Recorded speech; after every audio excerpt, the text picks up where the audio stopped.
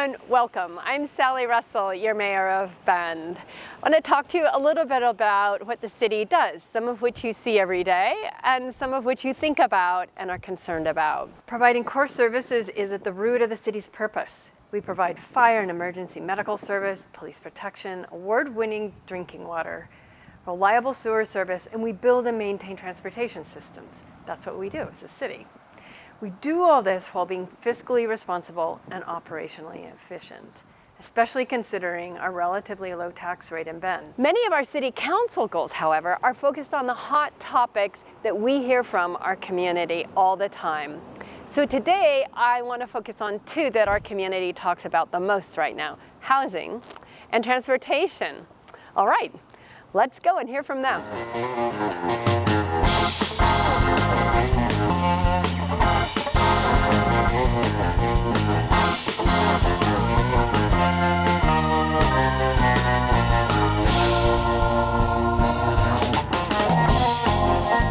I'm here today with Katie Brooks. Hi, Katie. Thanks for joining me. It's great to be here.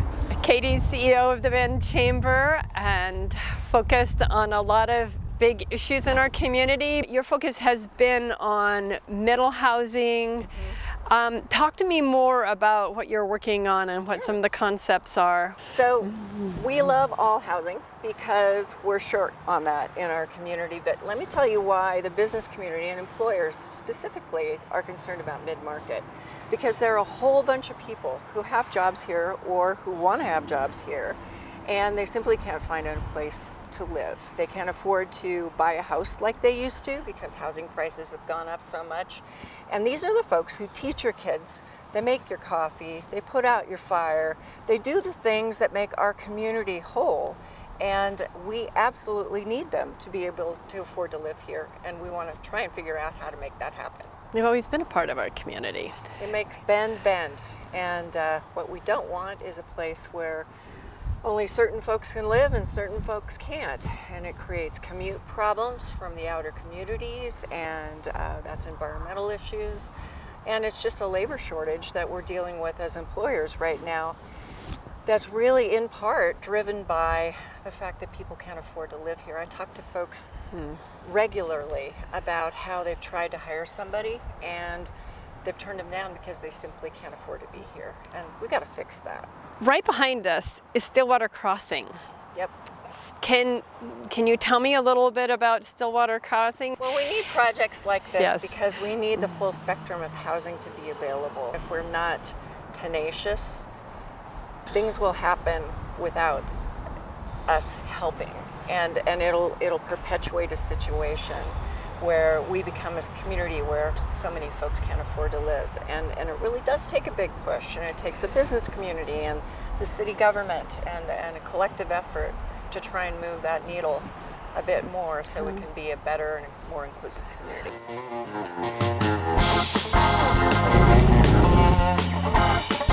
Hi, I'm standing here with Dana from Neighbor Impact. Neighbor Impact is a really important partner in working with the city on providing homeless services. They're working with us, the community and the city of Bend. We used federal funding and state funding in grants to purchase this property to provide interim housing and transitional housing for a homeless community. It's so important to have partners in this work and really important to have dedicated service providers, and Neighbor Impact is truly one of those. So talk to me a little bit about the short and long-term needs of some of our community members that are houseless and what services that you can provide and that you are providing. So specifically here at the shelter, short term is giving folks a stable place to regain stability, have a place to sleep, to have their belongings, and just get that stability. And then going forward, we have Reach as our case management provider, and they help with short-term and long-term goals that are led by the guest. So it's things that they can attain. We have staff or security here, around the clock. The long-term goals essentially, is to get that the housing piece, to be able to have stable, affordable housing. Tell me about some of the successes you've had, you've experienced, you've seen. We've had 3 households accepted into housing. To have 3 households move, from a low barrier shelter in such a short amount of time is pretty incredible. It's because of the incredible work of our community partners, of medical teams and care teams, and the peer support and all these things. All the people that make up the care, and even us. Providing the program itself, and helping to maintain safety and connection to resources and such. It's all important.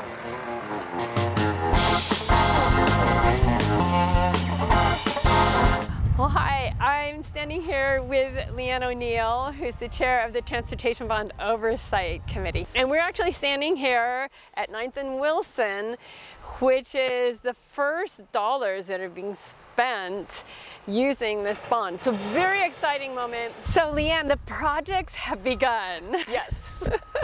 So talk to us a little bit about the prioritization, how it got done, what's coming up next. So the projects that are currently underway are the Newport Avenue Key Route improvements, obviously the Wilson Corridor as we're standing here, and the Purcell Extension. And we expect to see construction completed on Newport and the Purcell Extension this year.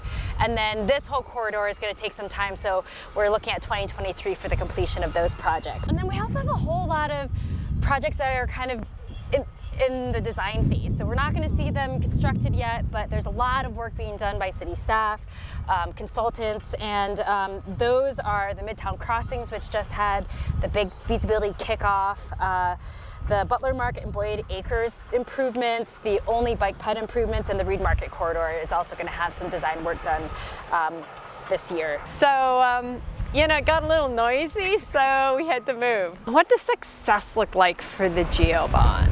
One is that the GeoBond delivers on what was promised to voters, right? So a very transparent, participatory process. As these projects roll out, there will be opportunities for open houses. It's just a really great way to understand these projects, give input, say, this works for me, this maybe doesn't work for me, and really have these projects be the vision that you want it to be.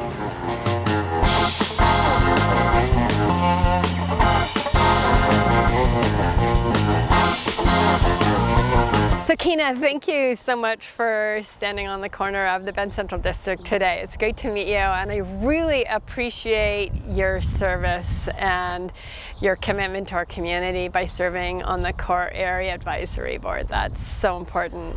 And I'm very excited to see the work that comes from your group. This is an area that the city and community members have been looking at redeveloping for over 25 years. So the formation of the tax increment financing district was a huge step forward.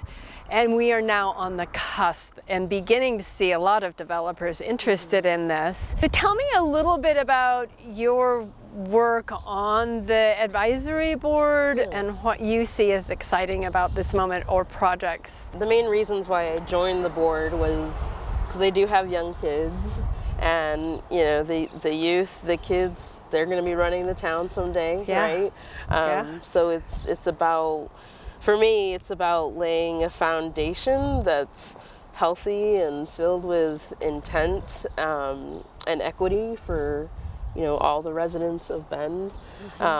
So yeah, one big thing that we've been talking about lately, especially, was climate change, right? So with the amount of opportunity and developers that are interested in Bend, we have this awesome, wonderful opportunity to build things in a green way. Our dream, our vision for this Bend Central District and core area is to be the hub for employment and for housing. What are some of the things that you're considering that will help bring that into formation, into real life, right? Yeah, exactly. I mean, one of the big things that we talk about is, bridging the gap between the current downtown and this area, connecting the two. I think just getting a better flow. Honestly, accessibility is huge, especially for folks who, may not have a car, or being able to ride your bike safely on Third, seeing a place where people are thriving, people are riding their bikes, their skateboards, walking around. They can walk to the post office, they can go to the community center, they can walk to the library. This is where I live, this is where I work, and this is where I play, and it's all right here. Yeah. We're so privileged to be in this beautiful place. So now that the groundwork has been done for redeveloping this core area in the Bend Central District, the city is a committed redevelopment partner to make this happen. This area has the unique potential for an urban-style redevelopment and become a place where people can live, work, and play. We've invested in this property behind me, the Rainbow Inn, which is an opportunistic public investment. It can meet a variety of short-term needs today and long-term community needs that could be today a shelter, but tomorrow a park, a community center, a city hall. Who knows what else we can create? And that's the opportunity in front of us today. It's so exciting.